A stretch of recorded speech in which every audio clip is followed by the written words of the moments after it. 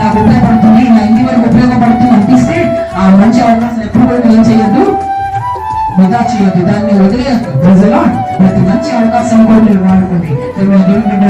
మన 10 అంశాలుగా మనం చూసాం. ఈ నూతన సంవత్సరం అనేది దేవుడు నూతనమైనది. ప్రజలు ఆ పేరులోనే ఉంది, నూతన సంవత్సరం అనగా పాతది కాదు, అది గొప్పది.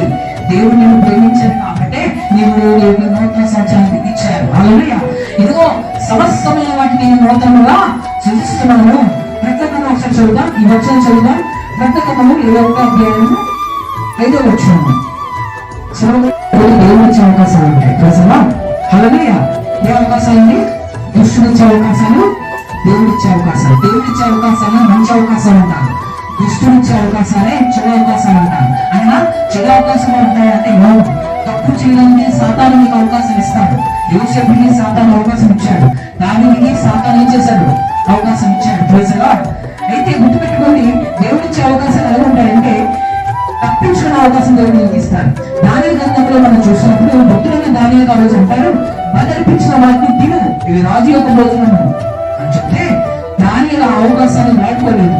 నా దేవుడి దగ్గర నేను ఇలాంటి కార్యము చేయలేదు, తనను తాను అపవిత్రపరచుకోవడం ఇష్టం లేక నాకు ఈ ఆకుకూరల భోజనం పెట్టండి, కానీ ఈ మాంసాహారం నాకు వద్దు అని దానియేలు ఆ రోజు చెప్పాడు. అంటే దేవుని దేవుడు బిడ్డ ప్రతి మంచి అవకాశాన్ని కూడా ఈ లోకంలో మనం ఏం చేయాలి, వాడుకోవాలి.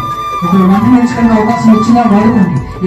ఏం చేయాలి, నేర్చుకోవాలి. ఈ రోజు 1 into 1 అని చదివేవనుకో, ఏం చదివేవనుకో, రేపు ఏం చదవాలి, బి నేర్చుకోవాలి.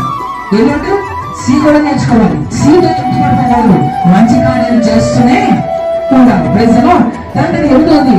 సమయాన్ని చాలా జ్ఞానంగా, సమయాన్ని ఎలా వాడుకోవాలి, జ్ఞానంగా వాడుకోవాలి. పనికిరాని పనులకు ఎప్పుడూ వాడుకోవద్దు, మంచి పనులకు వాడుకోవాలి. ప్రజలు 9వది మంచి విషయాల మీద ఏం పెట్టాలి, మనసు కొన్నిసార్లు తప్పు విషయాలు వెళ్ళచ్చు, కానీ నువ్వు దాన్ని మళ్ళీ తీసుకొచ్చి మంచి విషయాల మీద పెట్టుకోవాలి. ప్రజలు 10వది ప్రతి మంచి అవకాశాన్ని ఏం చేయాలి, వాడుకోవాలి. ప్రజలు ఏ చిన్నవి అవకాశాలైనా, ఏ మంచి అవకాశాన్ని ఎప్పుడు కూడా ఏం చేయకూడదు, విడిచిపెట్టకూడదు. ప్రేమ దేవుని బిడ్డలారా, మనం గుర్తుపెట్టుకోవాలి, దేవుడు మిమ్మల్ని అందరినీ ఎంతో ప్రేమిస్తున్నారు.